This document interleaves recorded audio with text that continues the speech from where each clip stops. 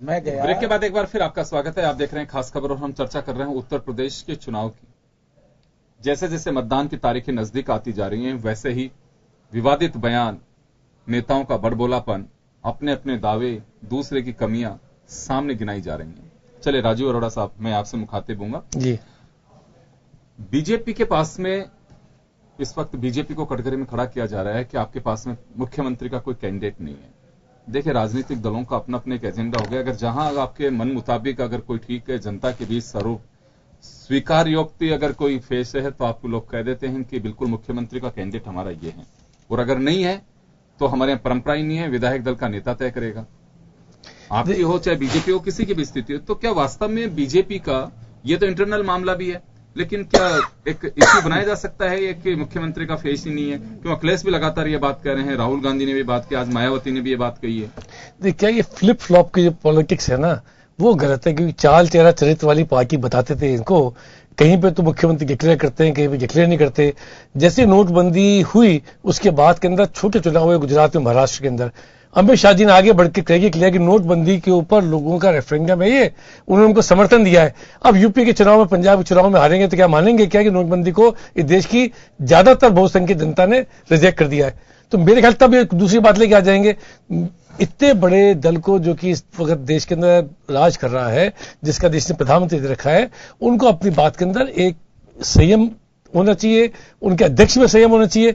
मैं कल अमित शाह जी का के बयान सुन रहा था, उनकी बातें सुन रहा था, मुझे कई बार सुन के आश्चर्य हो रहा था। वो एक कोई रोमियो स्क्वाड बना रहे हैं, पता नहीं वो लोगों में कॉलेज बनाएंगे और उसको कैसे कंट्रोल करेंगे। लोग बात कह रहे थे कि भाई कोई पॉलिटिकल पार्टी कैसे रोमियो स्क्वाड बनाएगी, सरकार आएगा तो क्या होगा। तो मेरे ख्याल से ये अभी से सिर्फ क्षणिक भावुकता को भड़का के वोटों के ध्रुवीकरण की बात करना, अल्पसंख्यकों के प्रति, उनके प्रति भय की भावना पैदा करना, ये सब जो काम है ये बड़े तरीके से करा जा रहा है, सुनियोजित तरीके से।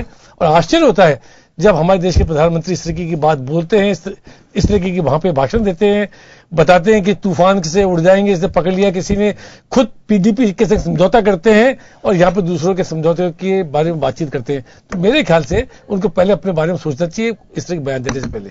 जी, आप सही फरमा रहे हैं कि अगर कोई कैसा भी बयान देता था उससे पहले खुद इस बात का एनालिसिस करे कि क्या दूसरे के लिए मैं कह रहा हूं वो उचित है क्या। हम यही कहना चाह रहे हैं कि राजनीतिक दल वास्तव में सभी शालीनता की भाषा का प्रयोग करें, और हमें लगता है कुछ मर्यादाओं का उल्लंघन हो रहा है जो डेमोक्रेटिक सिस्टम में उचित नहीं है। वैसे विधायिका में किसी न किसी एक पार्टी को जाके वहां पे बैठना है, सत्ता के सिंहासन पे, नियम कायदे उन्हीं को बनानी है। बट कल एक बयान दिया है सब योगेंद्र जी, 11 मार्च को हम कर्फ्यू लगा देंगे। आप ये इस तरीके के बयान देने की क्या जरूरत है? आप अपने जो अपने पक्षीवाद, जैसे आप पहले कह रहे थे, आप क्या करोगे जनता के लिए, आपके क्या उद्देश्य हैं, आप क्या योजना लेके आना चाहते हो, आप 5 वर्ष में यूपी का कैसे विकास करोगे, इस विषय में कोई बात नहीं करके अगर खाली गिराने की राजनीति करेंगे तो चलने वाले नहीं है देश के अंदर। चलिए कुलवाल साहब, मैं आपके पास में आना चाहूंगा। मायावती जी लगातार समाजवादी पार्टी, बीजेपी, नोटबंदी और पारिवारिक विवाद से बाहर नहीं निकल पा रही हैं। वो अपने भाषणों को जो केंद्रित रखती हैं वो यही है कि परिवार का विवाद है, वहां पे शिवपाल वोट काट रहा है, नरेंद्र मोदी नोटबंदी के बाद में हालात खराब कर दिए हैं। लेकिन कुछ ऐसा, हाँ, एक बात समझ में जरूर आई है मायावती जी के कि अब की बार में किसी तरह के कोई पार्क, स्मारक ये सब नहीं बनाऊंगी, जिसका पहले काफी चर्चाओं में रही। कोटा पहले से पूरा करती थी। योगेंद्र जी, सवाल है कि एकमात्र यूपी में नेता है बहन मायावती जी, जिन्होंने अभी तक कोई ऐसा बयान नहीं दिया है जो सभी पार्टी के नेता जिस प्रकार के बयान दे रहे हैं। क्योंकि बहुजन समाज पार्टी संगठन ये एक गरीबों का संगठन है, ये सर्व समाज के गरीबों का संगठन है। हम लोगों को सिखाया जाता है तहजीब से बात करना और तहजीब के साथ सीखना। अभी आप भी तो बोल रहे थे बात कि ये नेता किस किस प्रकार की भाषाओं का इस्तेमाल कर रहे हैं। सवाल है, एकमात्र नेता है जिसके बारे में ये बता दीजिए कि बहन मायावती ने ये बयान एकदम गलत दिया। सवाल है कि आज सरकार जो घोषणा पत्र जारी करती है, जनता इन पे क्या विश्वास करेगी कि आज ये बोलते हैं 30 रुपए किलो में देसी घी मिल जाएगा। जनता को सिर्फ ये बोलना चाहिए ये हमारी मांग है और इस पे आप क्या करेंगे, उस जनता की बात पे विचार करना चाहिए। ए से क्या, बी से क्या, सी से क्या, देश के प्रधानमंत्री जी को शोभा नहीं देता। सवाल दूसरा इस बात का है कि हम बहुजन समाज पार्टी सिर्फ अपनी जो बात होती है वो हम जनता को समझाते हैं। अब इस समय जो यूपी में सबसे बड़ी समस्या है वो समस्या है कि कहीं गुंडागिरी का राज जो 5 साल से चल रहा था वो राज वापस नहीं आ जाए। एक जो है दंगा करने वाली पार्टी है, इसको वहां से दूर रखा जाए। अभी हमारे घोषणा पत्र में यही है कि ये 2 प्रकार के काम वहां नहीं होंगे और इसी कारण से जनता ने यह फैसला किया है कि आज सुरक्षा के लिए बहन मायावती जी से मजबूत शासक कोई नहीं हो सकता यूपी का। और मायावती जी ने खुलेआम कहा है कि कोई भी गुंडा हो, गुंडा तत्व हो, गुंडाओं का नेतागिरी करने वाला हो, उसका ठिकाना जेल के अंदर है। सवाल है कि आज अभी लगातार बहुजन समाज पार्टी अपनी बात जनता तक पहुंचा रही है। सवाल है ये तो हमें बताना ही पड़ेगा ना कि आप इन लोगों को जो सुन रहे हैं, इन लोगों ने आपको क्या क्या तकलीफें दी है, ये तो हमें याद दिलाना ही पड़ेगा। क्योंकि नहीं याद कैसे नहीं दिलाएंगे हम? आप याद दिलवाइए। लेकिन मेरा ये मानना है कि आप 80-20 का रेशो तो रखिए, आप दूसरे की कमियों से ज्यादा अपने काम को गिना रहे हैं। हम अपने काम गिना रहे सर, हम इनकी कमियों में नहीं जाते।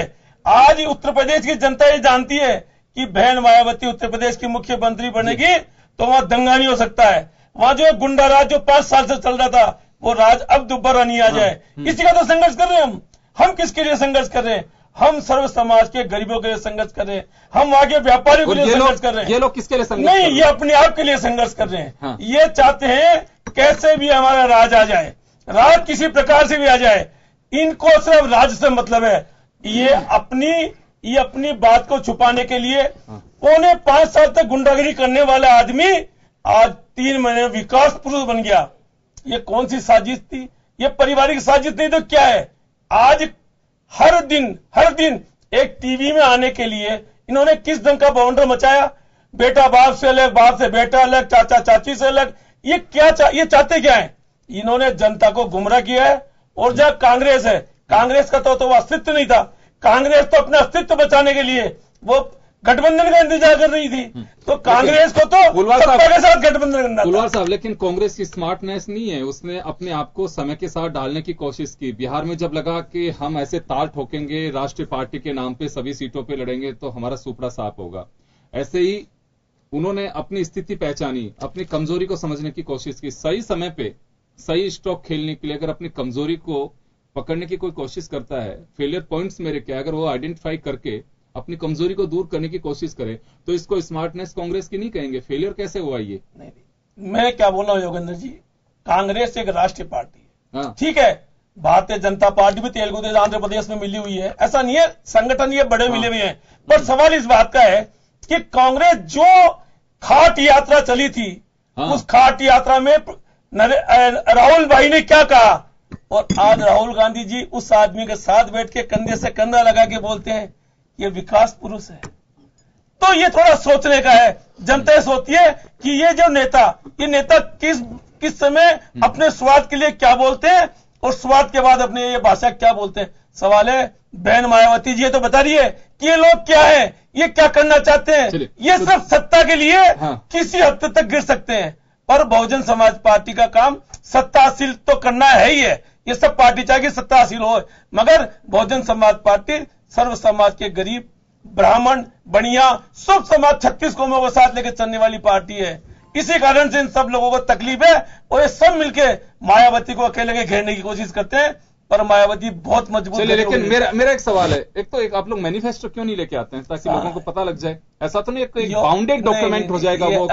नहीं, इनका बाउंड करके क्या कर लिया भारतीय जनता? नहीं, मैं योगेंद्र ये कर रहा हूं, समय पे जरूरत वहां पे किस चीज की है, बहन जी ये तो देखती है कि वहां पे क्या चीज की जरूरत है, वो काम पूरा करो। घोषणा पत्र में तो झूठे वादे, अगर वास्तव में घोषणा पत्र पे पाबंदी लगे कि घोषणा पत्र जारी करो 5 साल के लिए, 10 साल के नहीं है, 5 साल का चुनाव लड़ा, 5 साल के लिए करो और 5 साल में उस काम को पूरा करो।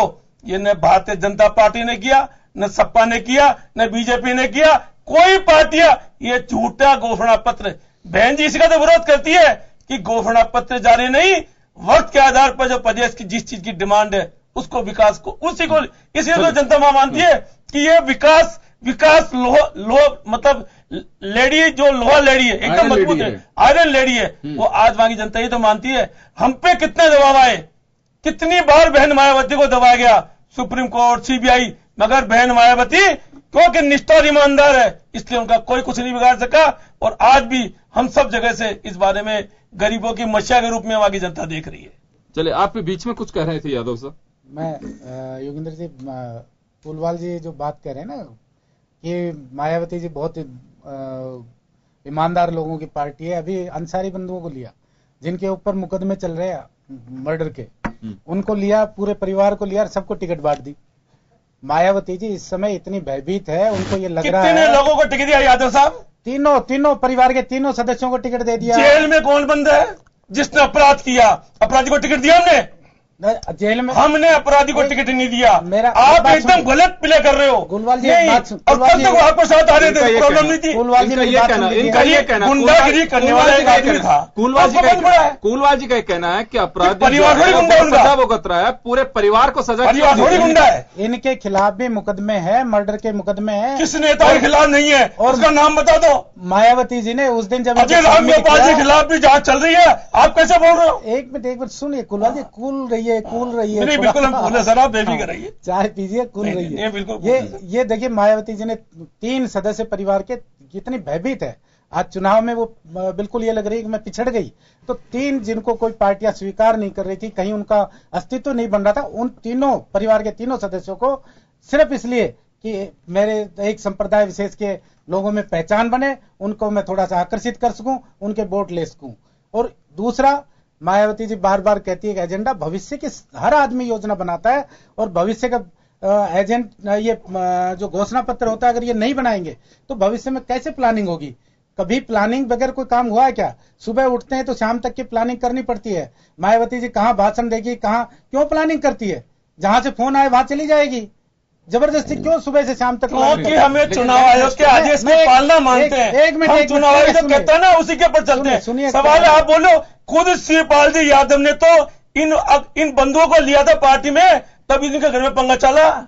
आप पंगा देखिए, चला, बाहर निकल आपने गए। घर को देखिए, हम पे आरोप मत लगाइए। लक्ष्मीकांत पहले जी आपकी के पार्टी को पास देख लीजिए। आपकी पार्टी मैं- कहाँ है? कुलवाल जी- मायावती पर आरोप मत लगाइए। कुलवाल जी, मायावती सुनिए, तो तसल्ली से बहुत सुनिए। मजबूत नेता है और गरीबों की मसीहा है। चलिए, एक बार मैं दूसरा लक्ष्मीकांत पारिक जी से मैं बताइए। एक आग्रह और हाँ, करना चाहता हूँ। हाँ। भारतीय जनता पार्टी एक चीज बोलती है, राम मंदिर यहाँ नहीं बनेगा तो पाकिस्तान में बनेगा, मक्का मदीना वहीं में बना बनेगा। देंगे मंदिर को। तकलीफ नहीं। मैं एक आग्रह कर रहा हूँ, ये कभी ये क्यों नहीं नाम लेते कि कलकत्ता में बने या बंबई में बने या भोपाल में बने या जयपुर में बने? इसका लॉजिक क्या है, क्यों लेते हैं ये पाकिस्तान का? सिर्फ एक जनता के जनता को बीच में बढ़ावा। गलत फहमी और एक संप्रदाय के विरोध में जनता की भावना पैदा करने के लिए पाकिस्तान मुस्लिम देशों का नाम इसलिए लिया जाता है कि जनता के अंदर एक भाव पैदा हो कि ये मुसलमानों के खिलाफ है। भारतीय जनता पार्टी मुसलमानों के खिलाफ है। वो इन बयानों से शो करती है, वो चुनाव लड़ती है तो एक भी आदमी को टिकट नहीं देती, उससे शो करती है। लेकिन जैसे ही जब चुनाव हो जाते हैं तो मोदी जी कहते हैं कि सलमान खान को लाके और उनके साथ पतंग उड़ा के एक मैसेज देना चाहते हैं। तो ये हम दोहरी- साथ में भी, हम हाँ, साथ-साथ हाँ, दोहरी जो नीति अपनाते हैं कि हम दोहरी नीति अपना के देश के अंदर जनता समझ जाती है, इन चीजों को जनता भूलती नहीं है। चलिए, साथ रहिए। अब मैं लक्ष्मीकांत जी आपसे जानना चाहूंगा कि ये मुद्दा रहेगा, मुझे लग रहा है कि मुस्लिमों को एकजुट करने के लिए, अपनी तरफ खींचने के लिए गठबंधन भी करेगा और बीएसपी भी करेगी, जैसे मायावती ने खुलकर के बात फर्रुखाबाद में कही भी है। एक भी मुस्लिम कैंडिडेट नहीं होना।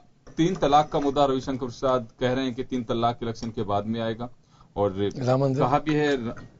तो कुछ ऐसे माइनॉरिटीज के जो वोट हैं उनको लेकर के क्या बीजेपी को विश्वास नहीं रहा कि शहनवाज हुसैन ने कहा कि 20 लोग भी अगर ऐसे होते हैं कि जो वास्तव में टिकट के दावेदार हो सकते हैं तो हम जरूर टिकट देते हैं। तो वहां एक भी व्यक्ति नहीं लग रहा ऐसा, क्योंकि मुस्लिम समुदाय में इस बात को लेकर के कुछ नाराजगी भी है कि बीजेपी ने बिना सोचे समझे ही मुस्लिम समाज से अपना विश्वास उठा लिया। देखिए, पहली बात तो मैं कुछ बातों पर आपका ध्यान इंगित करना चाहता हूँ। लगातार आप सब लोगों ने राय रखी और मुझे अब मौका मिला है। भारतीय जनता पार्टी से हर पार्टी यूपी में घबराई हुई है। मायावती अपना एक स्टेटमेंट जारी करती है कि सपा और कांग्रेस को वोट मत दो वरना भारतीय जनता पार्टी आ जाएगी। बसपा और सपा कहते हैं, सपा और कांग्रेस कहती है बसपा को वोट मत दो, भारतीय जनता पार्टी आ जाएगी।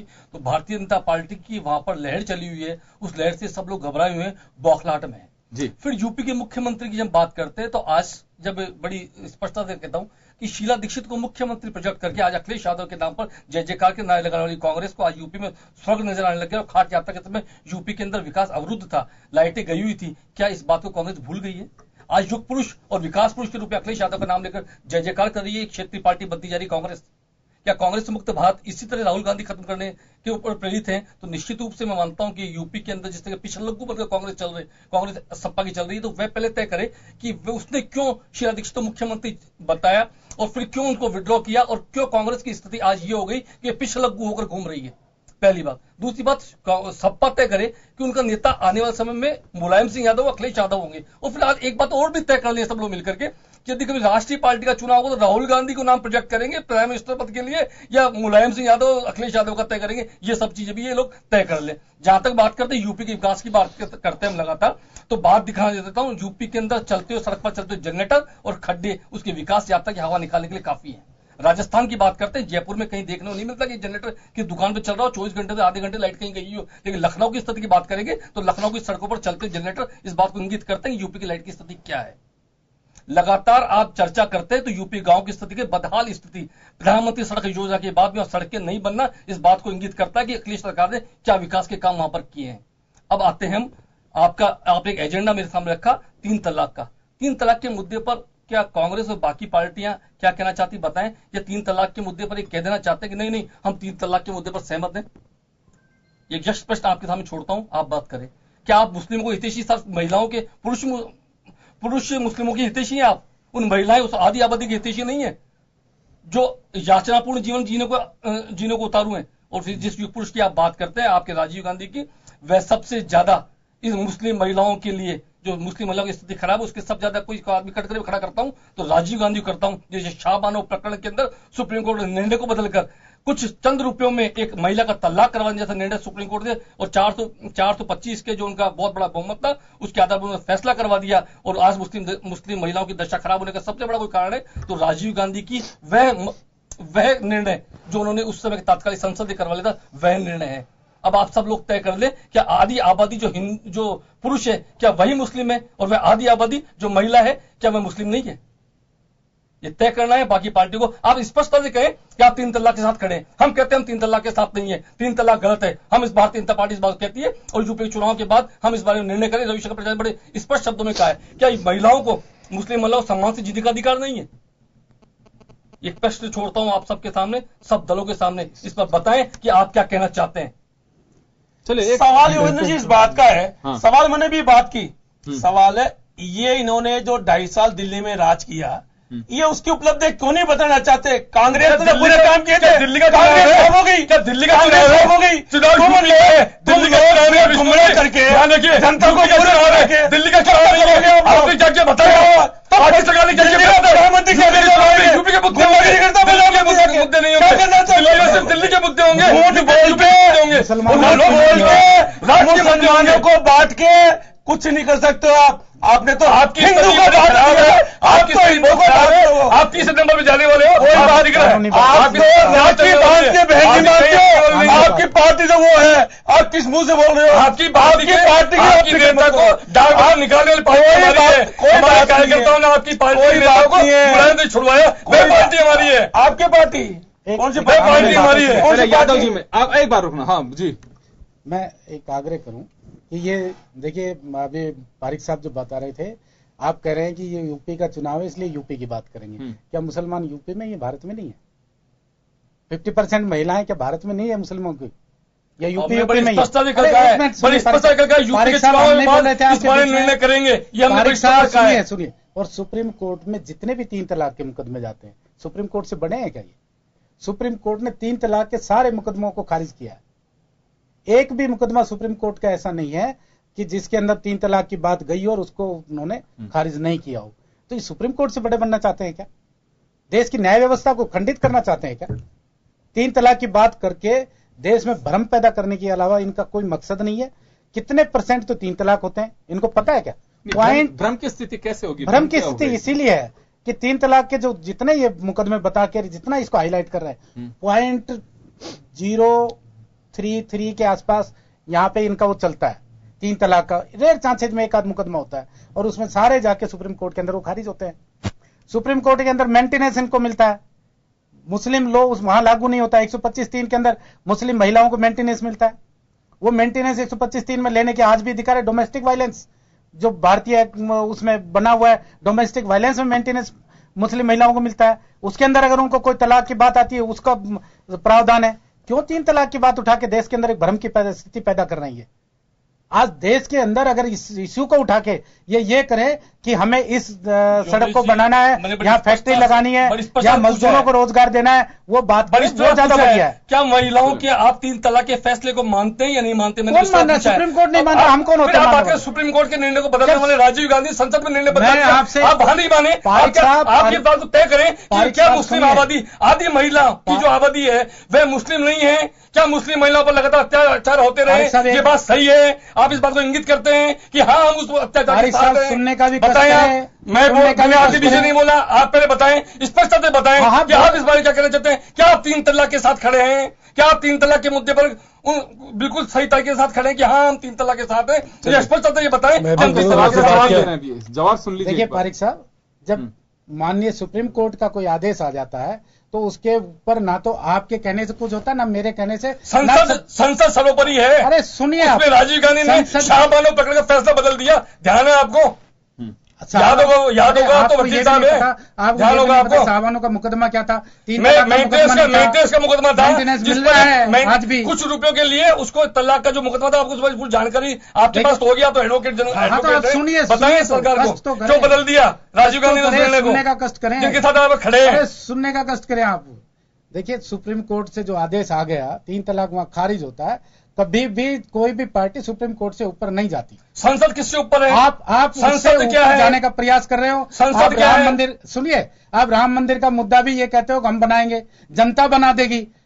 माननीय उच्चतम न्यायालय यदि देश की सबसे बड़ी पंचायत कानून बनाती है तो सबको मान्य होगा। सुनने का पंचायत में ये कानून नहीं चलते। देश की सबसे बड़ी पंचायत तय करेगी, बात होगा, आप तय करेंगे इस बात को। सुप्रीम कोर्ट में जो मैंने बात बड़ी स्पष्ट पूछा है, आप 3 तलाक पर स्पष्ट बताएं, आप उधर खड़े हैं या नहीं खड़े? एक बात ये देखिए, एक राजनीतिक इश्यू हो सकता है। आप भी यादव साहब गलत ट्रैक पे जा रहे हो और मिस्टर पारिक भी जा रहे हैं। 3 तलाक का मुद्दा ना बीजेपी के एजेंडे में है, ना आप उसको डिनाई कर सकते हैं। सुप्रीम कोर्ट की गाइडलाइन आई हुई है, उसमें एक बोर्ड गठन कर दिया, उसके अंदर आप कुछ क्वेश्चंस दिए हैं, आप उसके अंदर उसका रिप्लाई करिए, वेबसाइट पे पड़ा हुआ है। तो मेरे समझ से बाहर है कि ये चुनावी मुद्दा किस तरह से बनाया जा रहा है। ये कोई बीजेपी की तरफ से पहल पे नहीं है। ये 3 तलाक का मुद्दा बाकायदा पर्सनल लॉ बोर्ड उसके माध्यम से कमेटी बनाई गई है। पर्सनल लॉ बोर्ड का है, उसमें सारी कमेटियां योगेंद्र जी बन चुकी है। माननीय उच्चतम न्यायालय के निर्णय आ गए, निर्देश आ गए हैं, तो उस पर क्वेश्चन क्यों उठ रहा है? मैं यही बात कर रहा हूं कि भारतीय जनता पार्टी ऐसा क्यों करती है कि माननीय उच्चतम न्यायालय के आदेश आने के बाद में भी ये उस इश्यू को जनता के बीच में उठा के और जनता को भ्रमित करने का काम करते हैं। यही चीज तो मैं रखना चाह रहा हूं आपके सामने, यही जनता के सामने चीज रखना चाहते हैं। संवैधानिक संस्थाओं को मानना चाहिए, मानते नहीं है, क्योंकि कुछ प्रश्न उन्होंने पूछे कांग्रेस पार्टी से कि आप पिछलग्गू क्यों बने हुए हैं मुलायम सिंह जी की पार्टी के, सपा के और अखिलेश यादव जी के। अकाली दल के पिछलग्गू क्यों बने हुए आप पंजाब के अंदर? क्या राजनीतिक देखिए, मैंने आपको बोला नहीं, आप इतनी बात बोली, मैंने बोला नहीं, समझाता। देखिए प्रश्न कई बात उठते हैं, मुद्दों की आप बात उठा रहे हो। पिछले 70 साल से जब से चुनाव हो रहे हैं देश के अंदर 1952 के बाद से, आप धारा 370 की बात करते रहे हो आज तक। अब आप मुझे बताओ आपका क्या उसके ऊपर व्यू है? जैसे आप पूछ रहे हो कि व्यू बताओ, आप पीडीपी के संग समझौता करके बैठे हो, धारा 370 की आप बात ही नहीं करते हो। आपने सारे चुनाव में धारा 370 का मैं उठाया, ये इश्यू ही नहीं है। हम यूपी की बात कर रहे हैं अभी, इस तरह से हम एक दूसरे आरोप लगाएंगे, राजीव गांधी के नाम लेके आएंगे, उसका प्रश्न नहीं है, प्रश्न नहीं होना चाहिए। आप अभी यूपी में क्या कहना चाहते हैं विकास के, वो बात करें। महबूबा ने तो एक कदम और आगे बढ़ाया है कि 370 के विरोधी हैं, वो देश के, वो कश्मीर के दुश्मन भी हैं, अभी कुछ उन्होंने देशद्रोही हैं, इस टाइप की बात सरकार में भी हुआ है उनका। लेकिन हमारा ये है कि हम कहीं पे अगर जोड़ करके, जब या तो फिर सहन शक्ति होनी चाहिए कि हम जो कह रहे हैं, आरोप का जो बम फोड़ रहे हैं, सामने वाला भी इसी तरह से हम पे कीचड़ उछालेगा या कूड़ा डालेगा, तो हम केंद्रित उस जगह पे रखें। अगर उत्तर प्रदेश का चुनाव है, वास्तव में हमने कुछ किया है तो गिनाइए आप वहां पे, और नहीं किया है तो दूसरे की टांग क्यों खींच रहे हैं? क्योंकि हम कहीं ना कहीं ट्रैक से उतर रहे हैं, और ट्रैक से उतरने का अर्थ यही होता है कि हमारे को हमारे धरातल पर विश्वास नहीं है। यही बड़ी वजह है कि राजनीतिक दल अपना ट्रैक छोड़ रहे हैं, जो एक चिंता का विषय है डेमोक्रेटिक सिस्टम में, और ये परंपरा बनती चली जाएगी। तो कहीं तो राजनीतिक दलों को एक परंपरा है, मैं ये नहीं कह रहा कि आप किसी के फाउंडेशन में आइए और आप लोग बैठ करके तय करिए, ये तो जिसको जो बोलना है बोलेगा, लेकिन हमें लगता है ऐसा कि हम लोग ट्रैक से डाइवर्ट हो रहे हैं, जो हिंदुस्तान की डेमोक्रेटिक ब्यूटी है उसके कहीं खिलाफ नजर आता है। जी लक्ष्मीकांत जी, आप कुछ कह रहे थे अभी। देखिए, मैं ये पूछना चाहता हूं कि आपको क्या चुनाव से पहले अखिलेश यादव की, मैं फिर इंगित कर रहा हूं इस बात को, घाट यात्रा के समय आपने यूपी की सरकार पर आरोप लगाए थे। अब आज समाजवादी पार्टी से पूछे, आपका मतलब होता है कि आप हमसे पूछ रहे हैं। आज नहीं, आपसे कांग्रेस से पूछ रहा हूं मैं बात। आज क्या बदल गया कि आप अखिलेश यादव जिंदाबाद और विकास पुरुष के नारे लगने लगे? क्या यूपी के अंदर बिल्कुल बदलाव आ गया है? देखिए, बदलने की बात तो यह है कि विजय बहुगुणा और पूरे कांग्रेस के लोगों को छोड़ के उत्तराखंड के अंदर आप चुनाव लड़ा रहे हो, उन्हीं लोगों का विरोध करते रहे थे। या मुझसे मत पूछो राजनीतिक रूप से क्या होता है, क्या परिस्थिति होती है, परिस्थिति नहीं हो रही है। वहां पे 33 लोगों का निकालना पड़ा, इस वजह से आज कांग्रेस के अंदर मैंने खाली आपसे इतनी बात पूछी, समय पूरा हो चुका है। एक ही बात आपसे मैंने इतनी बात पूछी राजीव जी, खाली मैंने बात पूछी कि आपका क्या दशा 4 दिन में बदल गया? यूपी के 4 दिन बिल्कुल बदल गया। सुनिए, मैं ये बात, आपकी आंखों का चश्मा बदल गया। नहीं, मेरे सर लक्ष्मीकांत जी, देखिए समय कम है, चश्मा सभी राजनीतिक दलों का समय के साथ। इस वक्त हालात जो है वो एक दूसरे के हाथ मिलवा देते हैं। मेरा ये मानना है कि चुनावी मंच से ऐसा कभी नहीं बोलना चाहिए कि कभी किसी से जब आपको नजरें मिलानी पड़े तो हाथ में मिलाने पड़े और गले भी मिलना पड़े, तो उस वक्त आप ऐसे शर्म से आप एकदम सफेद हो जाएं, क्योंकि पहले भी ऐसे मौके बहुत सारे रहे। आप लोगों ने भी देखे, आज मैं सहमत हूं आप जो सवाल उठा रहे हैं कि राहुल गांधी खाट यात्रा की, वो मोदी के खिलाफ नहीं थी, वो स्टेट गवर्नमेंट के खिलाफ थी, मैं सहमत हूं। लेकिन जब नरेंद्र मोदी जम्मू कश्मीर के चुनाव के अंदर बाप बेटी को एक तरह से मन से बिल्कुल देशद्रोही बहुत सारी चीजें बता रहे थे, उसके बाद में आप लोगों ने सरकार बनाई।